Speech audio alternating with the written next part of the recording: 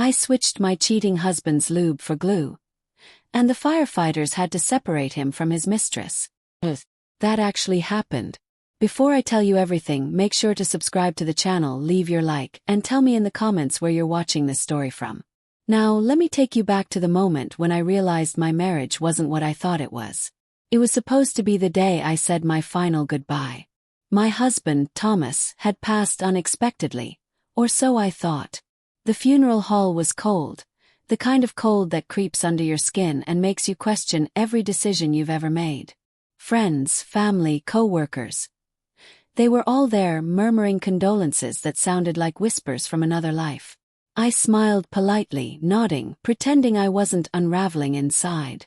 I had spent the last few weeks preparing for this day, picking the perfect dress, rehearsing my condolences, and trying to mask the dark suspicion that had been gnawing at me ever since I noticed the late-night texts he tried to hide. The guilt, the betrayal, the little red flags I had ignored for years, they were all there, glowing in the back of my mind like neon lights. And then the phone buzzed. At first, I thought it was a message from my sister, reminding me about the floral arrangements. But when I glanced at the screen, my blood ran cold. The sender was unknown. The text. A chilling warning. I'm still alive. Don't trust anyone. For a moment I froze. My hands trembled so violently I had to clutch the pew to keep from falling. I blinked, thinking it was some cruel joke, some sick prank pulled by one of Thomas's co-workers. But something about the tone, the urgency, the fear, made it feel impossibly real. I glanced around, trying to see if anyone else had noticed my reaction. The room was filled with solemn faces, everyone pretending to be stoic, everyone swallowing the lump in their throats. No one looked at me. No one understood what I had just received. My mind raced. Thomas had been pronounced dead. The funeral director had confirmed it. The autopsy reports, the hospital records, the official paperwork. It was all there, concrete and undeniable. Yet here was a message that made it impossible to accept any of it. I excused myself, stepping outside into the crisp gray morning. The air was heavy with the scent of damp soil and freshly cut flowers. My phone buzzed again. Another message. They are watching. Don't trust anyone around you. Get out. Panic surged through me, sharp and electric. My logical mind wanted to dismiss it, to categorize it as some random internet scam, some absurd coincidence. But every instinct screamed danger. Every nerve in my body was alert. This was not coincidence. I thought about my closest friends, my family. Could it be someone I trusted? Someone at the funeral, pretending to comfort me while hiding something sinister. I didn't know whom to believe anymore. I felt trapped, as if the walls of the funeral hall weren't just physical. They were closing in around me, pressing, suffocating, turning familiar faces into potential threats. I knew then that this wasn't just a message. It was a signal, a warning, challenge. Whoever had sent it wanted me to question everything I knew about Thomas, about my life, about the people I loved. And I realized with a sickening clarity that the real story, the one that no one would have expected, was only just beginning. Because if Thomas was alive, then who had died? And why? As I stood there, trembling and staring at the pale sky, I made a decision. I would find out. No matter the cost. No matter the danger. Little did I know that the answer would drag me into a world I was not prepared to enter.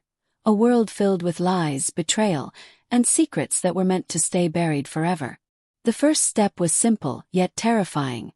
I had to go home and look through everything Thomas had left behind. Every letter, every email, every hidden corner of his life.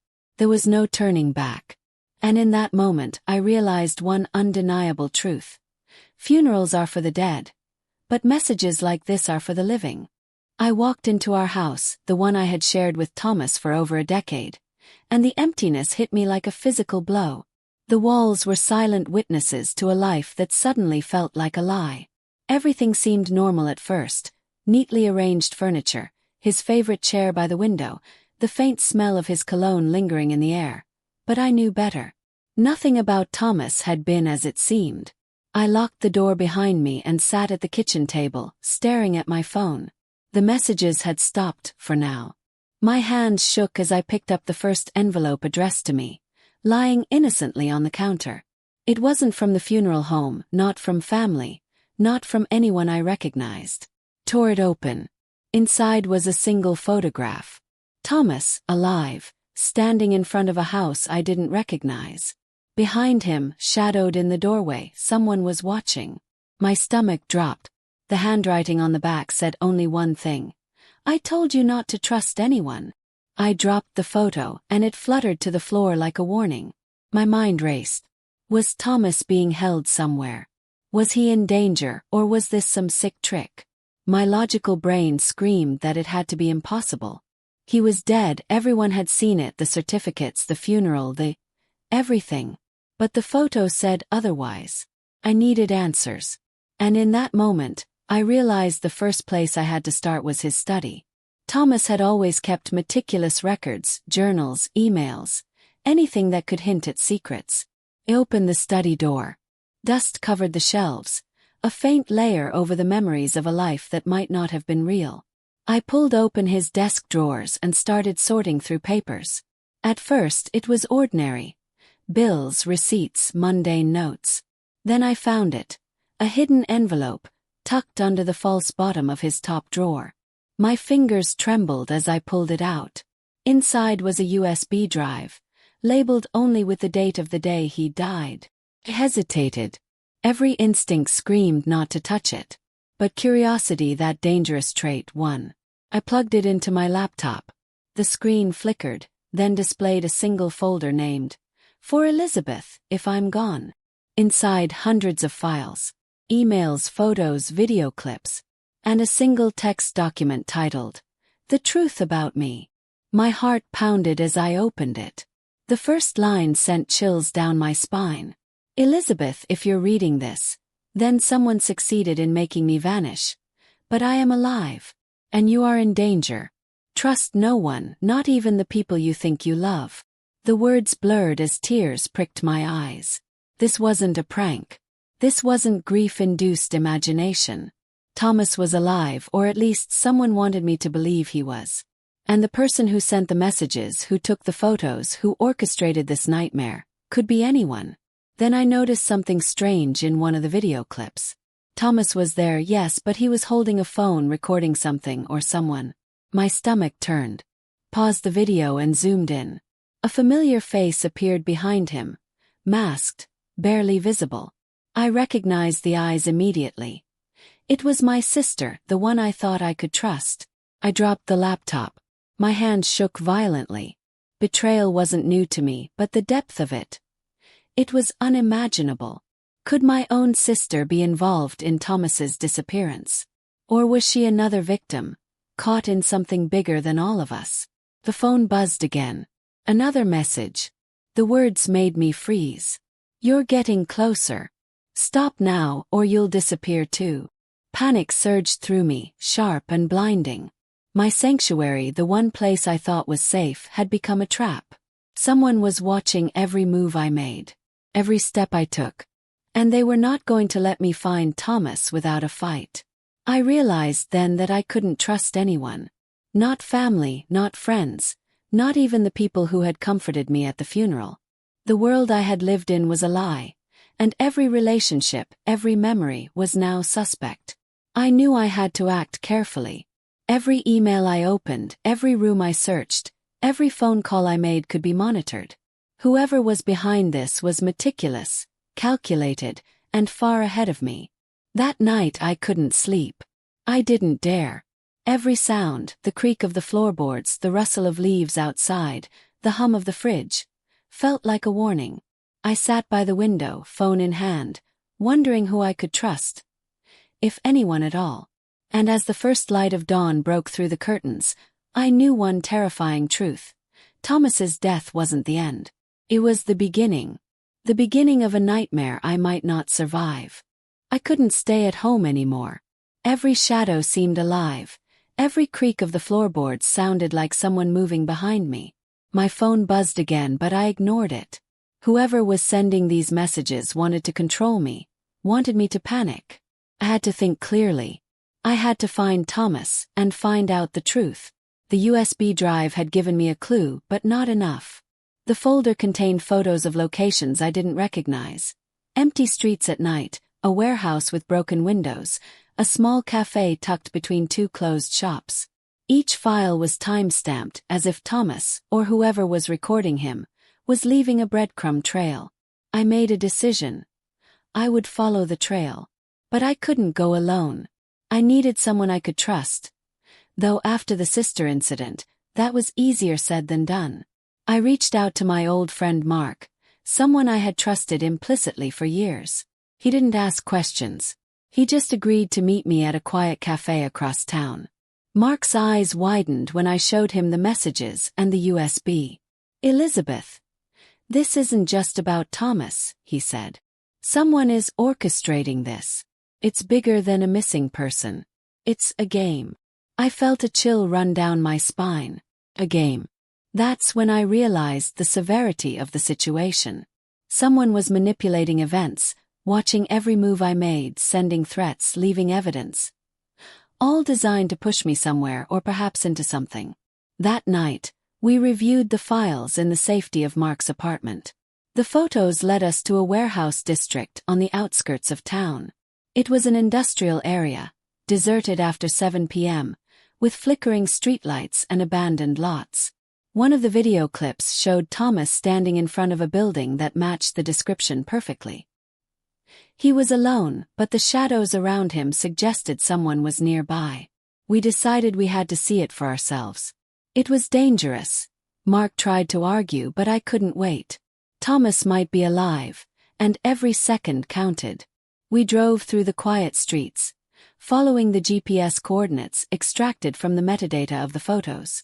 As we approached the warehouse, a sense of foreboding settled over me. The place was massive, dark, silent except for the hum of distant traffic. I felt a familiar pulse of fear, the kind that grips your chest and makes your heart pound like a drum. Mark parked the car a block away. We moved cautiously, sticking to the shadows, avoiding the main street. The warehouse doors were rusted, barely hanging on their hinges. I held my breath as we slipped inside. The air smelled of oil, rust, and something else. Something metallic. Blood. I wasn't sure. My mind raced, but I pushed forward. Inside, it was bigger than I expected. High ceilings, rows of abandoned machinery, crates stacked haphazardly. And then I heard it. A faint voice calling my name. Not over the phone, but real, echoing through the cavernous space. "Elizabeth." Froze. My heart leapt. It was Thomas. Alive. But something was off. His voice sounded strained, desperate. The shadows in the corner moved, revealing a figure I hadn't expected. Masked, tall and menacing, it blocked the path between us and him. Mark whispered, "We need a plan. Don't do anything reckless." But my feet moved before my brain could catch up. I had to reach him. I ran, ignoring the warnings, ignoring the sense of danger. The masked figure lunged, and Mark grabbed me, pulling me back. I struggled, but the grip was firm. Thomas screamed from the shadows. "Elizabeth, don't!" And then everything went black. When I came to, I was outside, crouched in an alley behind the warehouse. Mark was breathing heavily, his hand on my shoulder. I looked around. Thomas was gone. The warehouse was silent again, mocking. But the phone in my pocket buzzed. Another message. My hands trembled as I opened it. "You're closer than you think. Keep going, or you'll never see him again." I realized then that this wasn't just about finding Thomas. This was about survival, about outsmarting someone who was always one step ahead. And whatever game was being played, the rules were deadly. I looked at Mark. "We can't stop. Not now. Not ever." The path ahead was uncertain, dangerous, and terrifying, but I had no choice. Thomas was alive, and I had to find him before it was too late. Little did I know, the next step would lead us into a world of secrets far darker than any funeral, any message, or any betrayal we had encountered so far. The night after the warehouse incident, I couldn't sleep. Every creak in the house sounded like someone moving behind me. Every shadow on the walls seemed to shift and watch. I kept my phone close, fearing another message, another warning, another piece of the nightmare I had stepped into. Mark and I spent the day tracing every clue we could find from the USB. The metadata from Thomas's videos and photos gave us coordinates, names of cafes, streets, and even a few private addresses. Each lead pointed to people who had crossed paths with Thomas, people he had known, or had hidden secrets from. I still couldn't believe he had kept so much from me. After all these years of marriage, was everything a lie? I had to face the reality that my husband, the man I had loved, might not even exist as I knew him. The next lead took us to an old library in the quieter part of town. According to the files, Thomas had visited this place regularly in the last month. The librarian was elderly, with kind, tired eyes. When I asked about Thomas, she hesitated, then whispered, "Ah, Mr. Thomas. He came here often. Always writing notes, checking records. Sometimes meeting people no one else would see. Strange, secretive things." I pressed for more, but she only shook her head. "Be careful. Some people don't want to be found. And some people you shouldn't trust." The warning echoed in my mind as we left the library. I felt the weight of it in my chest. This was bigger than I imagined. Thomas's disappearance, the messages, the masked figure at the warehouse. It wasn't random. Someone was orchestrating everything with a precision that terrified me. Later that evening, we followed another lead. An abandoned apartment building at the edge of town. The place smelled of decay, dust, and secrets. Mark was cautious, checking the surroundings while I carefully explored the floors. It was quiet, too quiet. Then I found it. A small room at the back, the door slightly ajar. Inside were dozens of photos pinned to the walls, maps strewn across the floor, and notes written in Thomas's handwriting. He had been documenting something, or someone. Names, addresses, dates. And in the center, a photo of me, taken from the shadows, the same pose I had assumed at the funeral. Gasp. Mark turned, eyes wide. "They've been watching you, all along." Panic set in. Whoever had orchestrated Thomas's disappearance was not just following him. They were following me. Every step, every choice, every investigation I made had been anticipated. The thought made my skin crawl. Suddenly, a noise from upstairs. Footsteps. Slow, deliberate. "Froze." Mark whispered. "We need to get out. Now." We crept down the stairwell, trying to stay silent. The sound of someone descending echoed through the empty building. I recognized the rhythm. It was deliberate, measured, threatening. Whoever it was knew we were there. At the bottom of the stairs, a figure emerged from the shadows. Masked, just like the one at the warehouse, holding a phone that illuminated their face just enough for me to see the outline of a familiar stance. My heart skipped a beat. This wasn't random. This was personal. Before I could react, the figure threw a note at our feet and vanished into the night. I picked it up with trembling hands. Written in hurried, jagged handwriting were the words, "You're meddling in things you don't understand. Stop now, or you will lose more than him." I felt the cold dread wash over me. More than him. The message was clear. Thomas's life wasn't the only one at risk. My own safety, Mark's, possibly even my family's, was now tied to this twisted game. We left the apartment building, our nerves frayed, adrenaline pumping. Silence fell between us as we drove away. Mark finally spoke, voice low and urgent. "Elizabeth. Whoever is doing this is organized. And they're watching everything. We can't just stumble blindly. We need a plan. Every move has to be calculated." I nodded, though my hands still shook. I knew he was right, but the thought terrified me. Every lead we uncovered, every clue we followed, had drawn us deeper into a maze of lies and danger. There was no turning back. That night I went home, sitting by the window, phone in hand, staring into the darkness. I replayed the events over and over, trying to make sense of the chaos. And then my phone buzzed once more. Another message. "You think you're close. You're closer than you know. But the closer you get, the more dangerous it becomes." I read the words and shivered. Whoever was behind this wasn't just powerful. They were relentless. They wanted me scared. They wanted me vulnerable. They wanted me to fail. And I realized something terrifying. The person who had sent that message, the one orchestrating Thomas's disappearance, was always one step ahead. But I wasn't going to stop. Not now. Not ever. Because if Thomas was alive, if he was out there somewhere, I would find him. Even if it meant confronting every dark secret, every betrayal, and every shadow lurking in the corners of my life. And that's when I understood. The real hunt was only beginning. The next morning, I woke up to the sound of rain tapping against my window. The city outside seemed muted, gray, and empty. Sleep hadn't come easy. My mind was a tangle of thoughts, images from the abandoned apartment, and the cryptic messages that seemed to follow me like shadows. Whoever was orchestrating this had a plan, and I was just a piece in it. Mark and I decided to revisit the USB files, searching for patterns we might have missed.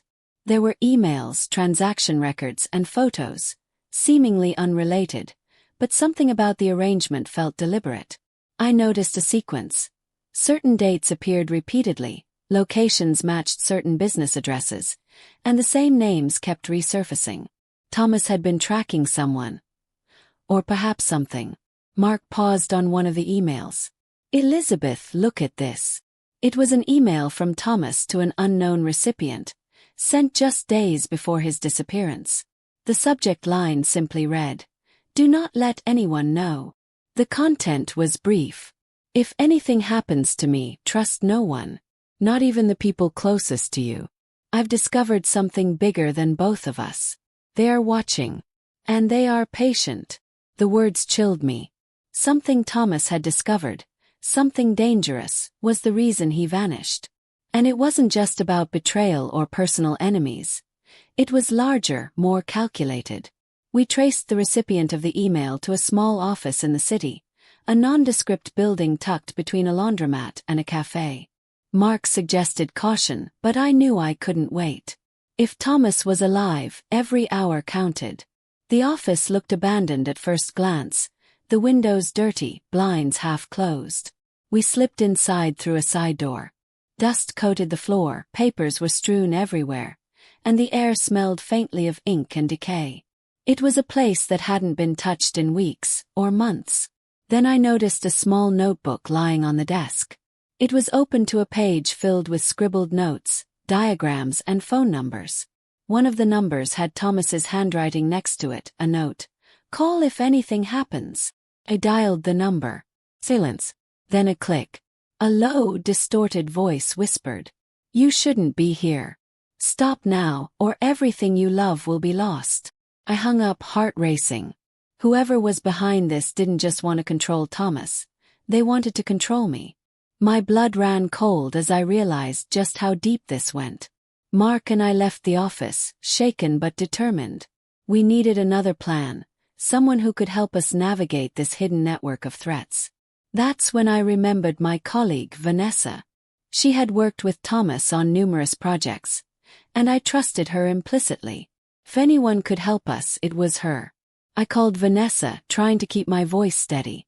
She agreed to meet, and soon we were sitting in a small, dimly lit cafe, surrounded by the soft hum of conversation and clinking cups. "I've been worried about Thomas," she said, her eyes darting around. Something wasn't right in the weeks before he disappeared. He mentioned someone following him, strange messages, and a project that could ruin powerful people. I felt my stomach tighten. "Do you know who?" Vanessa hesitated. "Not exactly. But I know who he trusted. Or who he thought he could trust.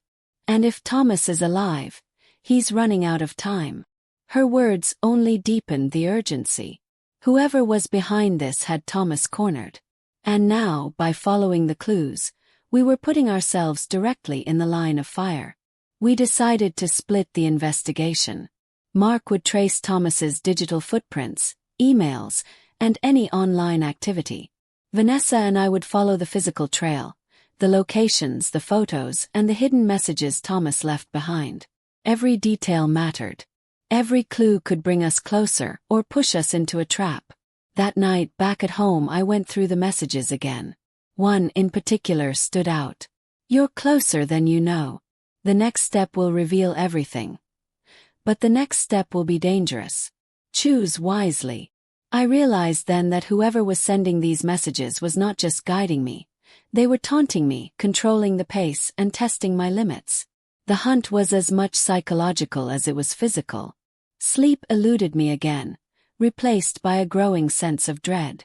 Every shadow in my home seemed to stretch longer. Every sound became a potential threat. I knew the next day would bring answers, or danger. And as I lay awake, listening to the rain, I understood something terrifying. Finding Thomas wouldn't just solve the mystery. It would plunge me deeper into a world of secrets, betrayal, and lies. One that I might never escape. Because someone powerful, someone meticulous, was orchestrating this nightmare. And they weren't done with me yet. The next morning felt heavier than the last. The anxiety I had been carrying for days had settled deep into my bones, making every step feel deliberate, every thought a shade darker than the one before it. I couldn't shake the feeling that someone was always one step ahead of me, watching, waiting. And the worst part, I still had no idea who they were, only that they were dangerous and that Thomas had been terrified of them. Vanessa arrived early, her face pale, eyes tired. She placed her bag on my table and took a deep breath. "Elizabeth," she said softly, "I didn't tell you everything yesterday." My pulse quickened. "What do you mean?" She hesitated before continuing. Thomas wasn't just working on a project. He was uncovering a network. Something big. Something tied to people with money, influence, and no boundaries. He told me once, half-jokingly, that if anything happened to him, the first thing I should do was destroy his hard drive. I swallowed hard. "So why didn't you?" "Because I thought he was being paranoid. And because maybe I wanted answers too." Mark joined us a few minutes later, dropping his laptop on the counter. "I found something," he said, pulling up a file. "Or rather, someone found me." Vanessa and I exchanged confused looks. Mark continued. "I traced the number from that cryptic message, trying to see if it connected to anything. 5 minutes later my system was breached. Briefly. Whoever did it is good, very good. They left a message." He opened a window on the screen. A simple line of text appeared. "Stop now. You can't save him." My chest tightened, anger and fear twisting together. "They're bluffing," I whispered, though I wasn't sure if I believed it. Vanessa leaned in. "No. They're warning us." "Then we're close," Mark said.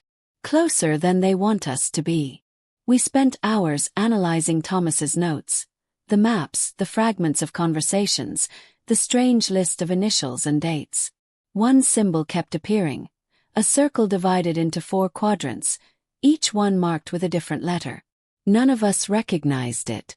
But Thomas had drawn it over and over again. As we studied the files, I noticed something odd. One of the photographs taken from the abandoned office showed a reflection in a glass window. Silhouette. The shape was faint, almost invisible unless you looked closely. Vanessa zoomed in and whispered, "That's not Thomas." The shape was tall, broad-shouldered, wearing what looked like a hooded jacket. "Watching." "We weren't alone in that building," I murmured. A chill ran through the room. We decided to retrace one of the locations Thomas had visited frequently in his last weeks. A storage facility on the outskirts of town. The place was nearly empty. Long corridors echoing with metallic clangs and the hum of old fluorescent lights. Thomas had rented Unit 37B.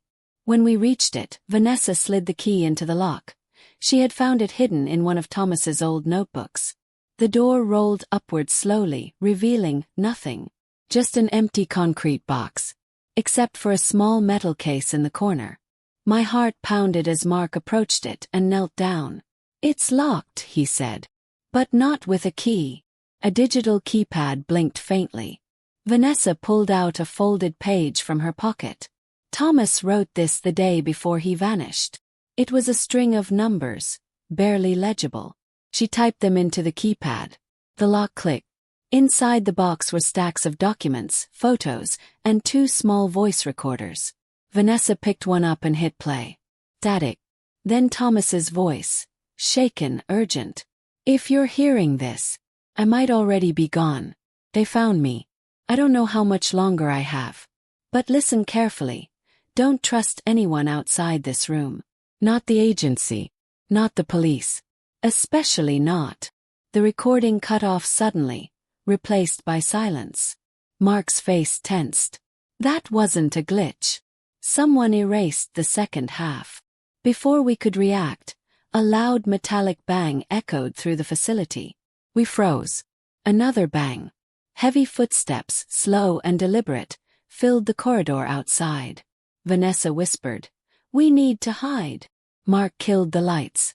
We pressed ourselves against the walls as the footsteps stopped right in front of our unit. I held my breath. The metal door rattled violently. Then a voice, distorted, low, unmistakably threatening, spoke from the other side. "You should have walked away when you had the chance." The lights in the corridor flickered, and then, as suddenly as they had come, the footsteps retreated. Silence. My legs nearly gave out. Fear coursed through me like a sudden electric current. Whoever that was.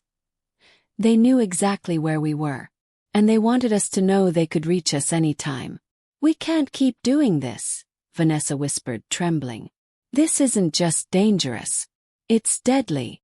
I looked at the metal case, the files, Thomas's broken voice replaying in my mind. "If we stop," I said, trying to steady myself, "then they win. And Thomas stays gone." Mark closed the box firmly. "Then we need to move fast. Because after tonight, they won't give us another warning." I nodded, even though my heart felt like it was splintering. The deeper we went, the more it became clear. This wasn't just about finding Thomas. It was about surviving long enough to uncover the truth. The events at the storage facility haunted me. Every creak in my apartment felt like the echo of those heavy footsteps.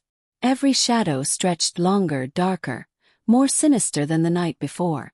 I couldn't shake the feeling that someone was always watching, waiting for me to make a wrong move. But hiding wasn't an option.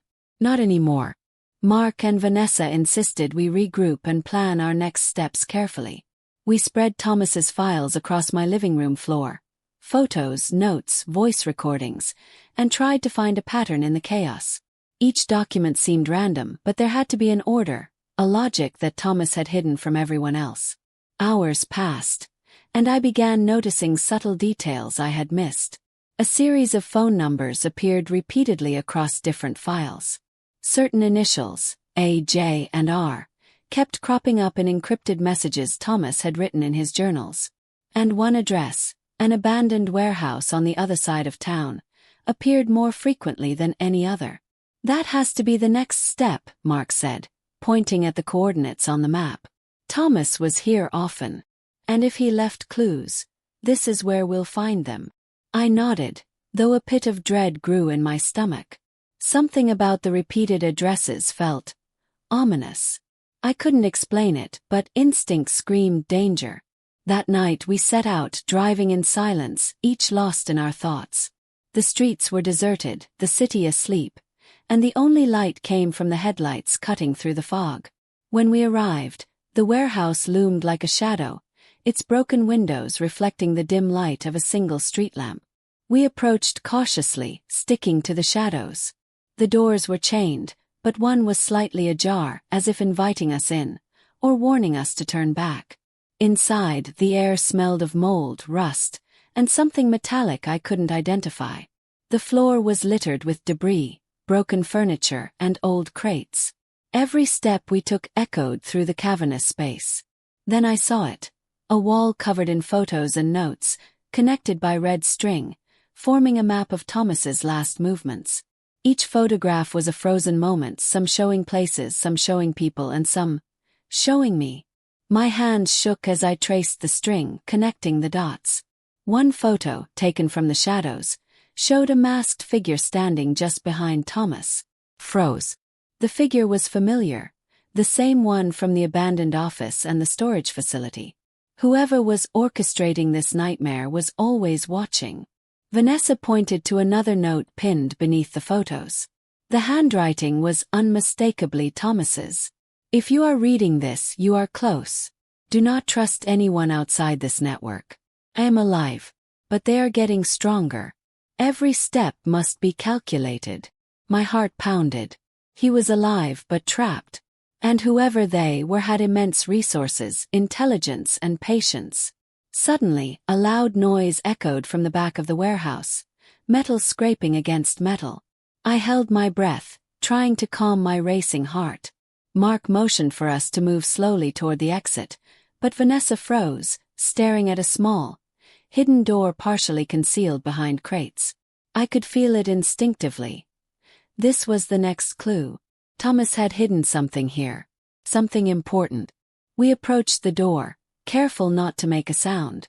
It opened with a soft creak, revealing a narrow corridor leading into darkness. The walls were lined with shelves, stacked with files, boxes, and strange devices I didn't recognize. My stomach twisted. Whoever had been using this place had access to resources far beyond what I imagined. On a table in the corner lay a laptop, open and logged in. The screen displayed a video folder, marked with today's date. Clicked it. Static filled the screen. Then Thomas appeared, disheveled, eyes wide with fear. "Elizabeth," he said, voice trembling. "If you're watching this, you're closer than you realize. They are stronger than I thought. Trust no one outside this room. The person you think is helping you may already be compromised. You must follow the next set of instructions exactly, or I will be lost forever." The screen cut to black. I sank to my knees. My chest burned, my hands shook, and a cold sweat covered my body. The danger wasn't just real, it was immediate. Whoever Thomas was trying to warn me about was nearby, and the next step could be deadly. Mark put a hand on my shoulder. "We can't waste time. We follow his instructions, no matter what." I nodded, though a sense of dread settled deep in my chest. Every decision now carried weight beyond anything I had imagined.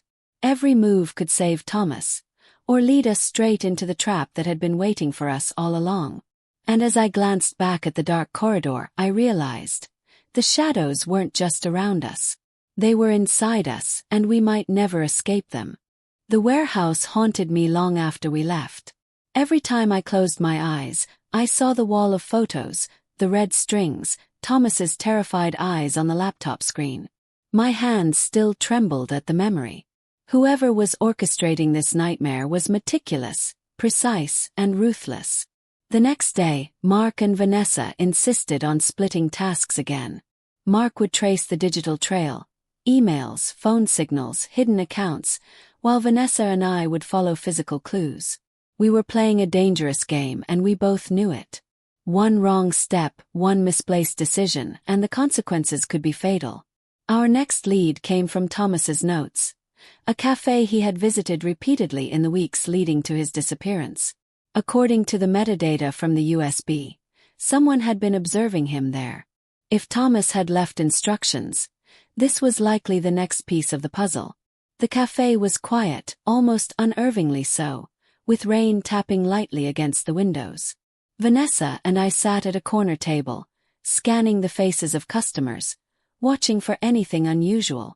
Hours passed, and nothing seemed out of place. Then, just as we were about to leave, I noticed him. A man in a hooded jacket, sitting alone, staring directly at me. My stomach dropped. Mark had said the masked figure might be following us, but I hadn't expected to see him here so close. Vanessa whispered, "Do you recognize him?" I shook my head. "I think I've seen him before, but I can't be sure." The man didn't move, didn't shift his gaze. It was deliberate, calculated. Then he rose slowly and walked toward the exit. I felt an almost magnetic pull to follow him, but I forced myself to stay calm. One wrong move could ruin everything. We followed discreetly, staying a few meters behind. He led us through narrow alleyways, finally stopping at a small, derelict apartment building. He disappeared inside. My heart raced. Whoever he was, he had a reason for going here. We waited until nightfall, then approached the building ourselves. The front door was cracked, just enough for us to slip inside. The staircase was steep and rickety, each step echoing in the emptiness. I felt every nerve in my body tingle with tension. On the third floor, the door of an apartment was slightly open. Inside, we found a small room, illuminated by a single bare bulb. And there he was, the masked figure. But this time the mask was removed, revealing a face I recognized all too well. It was Mark's older brother, Daniel. Shock froze me. "Daniel," I whispered. He turned, eyes cold, calculating, almost predatory. "Elizabeth," he said softly. "You shouldn't have come here. Why are you doing this?"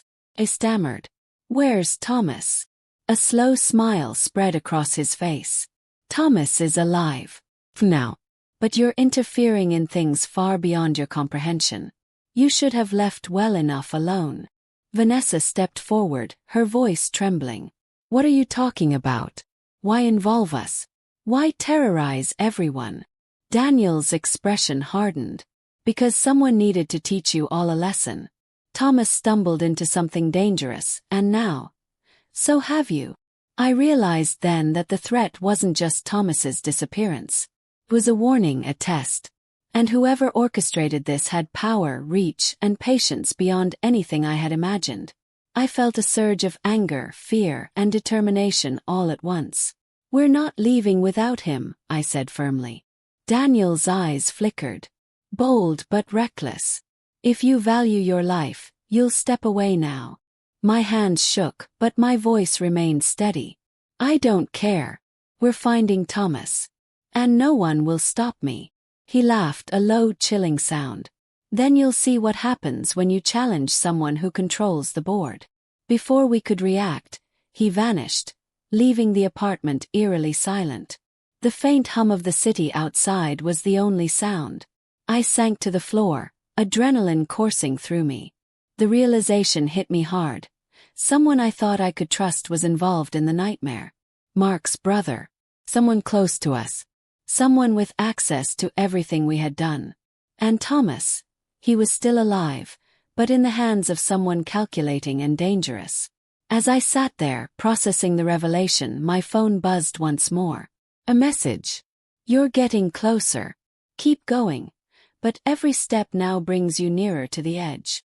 I swallowed hard. Edge. The words weren't just a threat, they were a promise. We were running out of time. And I understood something terrifying. This wasn't just a search for Thomas. It was a descent into a world of betrayal, secrets, and darkness that would consume us if we weren't careful. The hunt had become personal. And the next step would push us further than we had ever imagined. The revelation about Daniel shook me to my core. Someone I had trusted implicitly, someone so close to Mark, was behind Thomas's disappearance. Every decision I had made, every step I had taken, suddenly felt precarious, like walking on a tightrope over a dark abyss. And yet, despite the fear, I knew I couldn't stop. Not now. Thomas was alive, and the pieces of this twisted puzzle demanded to be put together. Mark arrived late that night, his expression grim. He had learned more about Daniel in the past few hours, things he had never shared with me before. "Elizabeth," he said quietly, "Daniel has been involved in underground operations for years. Disappearances, manipulations, even threats. He's meticulous. And dangerous. Very dangerous." Vanessa, sitting across from us, shook her head. "How could we have missed it? All this time." "It's designed to be missed," I said, rubbing my temples. "Daniel wanted us distracted, focused on the wrong things. Thomas's trail was meant to confuse us, mislead us, make us vulnerable. And it's working." We spent hours poring over Thomas's files again, tracing every lead, every location. One detail kept emerging. The abandoned riverfront warehouse, the same place Daniel had been spotted in earlier. Thomas's videos hinted that this location held the final clue, possibly even a way to find him. We made our plan. We would go together, cautiously, without drawing attention. Mark, Vanessa, and I would enter from separate entrances, converge inside, and locate the hidden room Thomas had left behind. The thought of confronting Daniel terrified me, but determination burned brighter than fear. The night was cold, the sky overcast, rain drizzling in thin sheets. The riverfront warehouse loomed like a monolith, dark and silent. Its broken windows reflected dim light, and the air smelled of rust and decay. My pulse quickened. This was it, the culmination of everything. We split up, moving silently through separate entrances. The warehouse interior was massive, echoing with each step. My flashlight cut through the darkness, illuminating rusted machinery, abandoned crates, and shadows that seemed alive. Then I saw it, a small door partially hidden behind a stack of boxes. My heart leapt. Could this be the room Thomas had indicated in his recordings? I approached carefully, listening. Silence. Too much silence. I opened the door slowly. Inside was a small, dimly lit space, lined with documents, photos, and a single chair in the center. And there he was, Thomas. Alive, disheveled, but alert. Relief and disbelief surged through me. I ran to him, but my relief was short-lived. Daniel appeared from the shadows, a sinister smile on his face. So predictable, he said. I knew you'd come. All of you. Thomas stiffened. Elizabeth, stay back. Don't do anything stupid. I'm not leaving without him, I said, my voice steady despite the adrenaline. No matter what you say. Daniel laughed, low and menacing. You think this is about taking him? It's never been about him. It's about control, fear, obedience. And you've been puppets from the start. Mark stepped forward, protective, but Daniel's presence was overwhelming. Every instinct screamed danger. Suddenly, a noise, a metallic bang from behind us, drew Daniel's attention. He turned just long enough for Thomas to make a move, bolting toward a side exit I hadn't noticed. Go! Thomas shouted. Now! I grabbed his hand, and we ran, Vanessa covering our backs as we navigated the maze of corridors. Daniel's voice echoed behind us, distorted and enraged. You can't escape me. You'll never escape me. We burst into the night, the cold rain soaking us instantly. The river glistened in the dim light, mist rising from the water.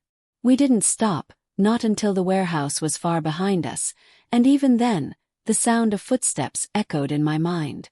Once we were safe, or as safe as possible, I finally allowed myself to look at Thomas. He was shaking, exhausted, but alive. I wanted to cry, to scream, to hug him forever. But I couldn't let my guard down. Not yet. We need to know why, I said, voice trembling. Why this? Why Daniel? Why all of this? Thomas's eyes were haunted. It's bigger than any of you realize. Daniel is just the surface. The people behind him.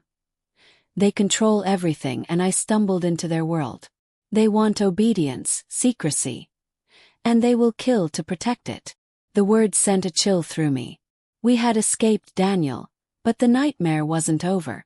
Whoever was orchestrating this had far more power than we imagined, and Thomas was their target. I looked at him, determination burning in my chest. We'll get through this. Together. No matter what they want, we're not giving up. He nodded, grateful but wary. Together, he whispered. But deep down I knew. The final confrontation was coming. And when it happened, there would be no turning back. The rain had stopped, leaving the city slick and cold. The night felt heavy, thick with tension, as if the very air was waiting for what was about to unfold. Thomas, Vanessa, Mark, and I had regrouped in a safe house, a place Thomas had scouted weeks earlier.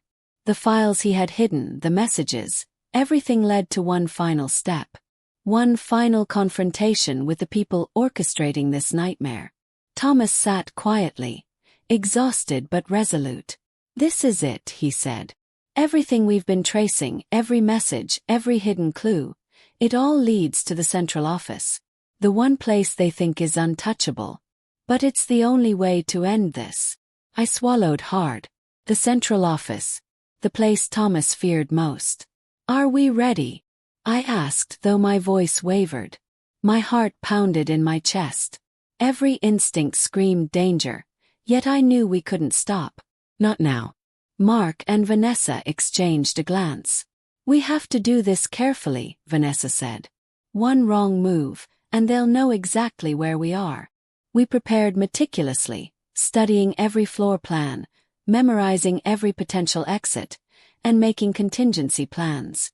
The tension was almost unbearable, but Thomas was unwavering. He led us through the rain-slicked streets, cloaked in shadows, until the massive building loomed before us, a fortress of steel and glass, dark and foreboding. Entering the office wasn't easy. Security cameras lined the perimeter, guards patrolled the hallways, and the sense of being watched was suffocating. But we moved quickly, silently, using the floor plans and timing we had painstakingly memorized. Every step brought us closer to the truth, and closer to danger. Finally, we reached the inner sanctum. The room was large, sleek, and ominously quiet. At the far end sat Daniel, flanked by two other men in dark suits. Their faces were stern, unmoved, almost robotic. "So predictable," Daniel said, rising slowly. "You've brought the girl, the traitor, and the friend. I hoped you'd be smarter. But no matter. Everything unfolds as it should." I stepped forward, voice steady despite the fear. "Why, Daniel? Why all of this? Thomas didn't deserve this." Daniel's eyes were cold. "It's never been about Thomas. It's about control, influence, and fear. Thomas stumbled into a world he shouldn't have seen. And you've been meddling. You should have stayed away." Thomas moved beside me. "It ends tonight," he said firmly. "You can't keep him trapped. You can't manipulate us anymore." For a moment, Daniel's face twisted with frustration, and I saw a hint of fear. But then, as if rehearsed, he pressed a button on a remote. Screens around the room flickered to life, showing live feeds of security cameras, streets, and even our safe house. "You see," he said, voice sharp, "I anticipated everything. Every move you've made, every lead you followed, I allowed it. It's all part of the lesson." I felt anger surge through me. "This isn't a lesson. It's a crime. And you're going to pay for it." Daniel laughed, a chilling, hollow sound. "You think you can stop me? You're children playing in a lion's den." But before he could act, Thomas revealed a hidden device he had smuggled in. A small, unassuming USB. He plugged it into the main system. Instantly, alarms blared, lights flickered, and the live feeds went dark. Daniel's expression shifted from confidence to shock. What have you done?" he shouted. "I've given them a taste of their own game," Thomas said calmly. "You've controlled, manipulated, and threatened everyone. But now it's over." Security doors slammed shut, trapping Daniel and his men. We made a break for the exit, moving quickly, strategically. The building erupted into chaos as alarms and flashing lights disoriented the remaining guards. Outside, rain had returned, washing away the night's darkness. We ran through the streets, hearts pounding, adrenaline coursing, until the office was behind us. For the first time in weeks, I felt a sense of relief.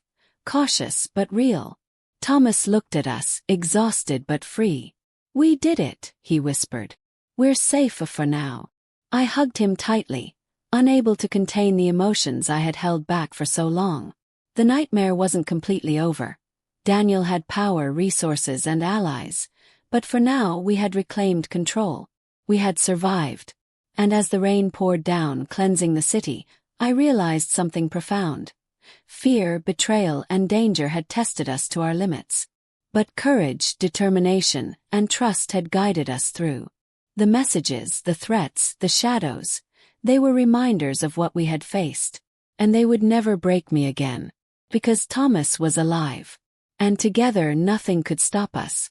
Before I go, remember. Sometimes the people closest to you aren't who they seem. Trust your instincts, question everything, and never take anyone at face value. If you enjoyed this story and want to hear more tales of secrets, betrayals, and mysteries that will keep you awake at night, make sure to subscribe to the channel, hit the like button, and turn on notifications. And I want to hear from you. Have you ever uncovered a secret you weren't supposed to know? Share your story in the comments below. And let's see who's brave enough to step into the shadows with me. Until next time, stay cautious, stay curious. And remember, the truth is often stranger and scarier than you think.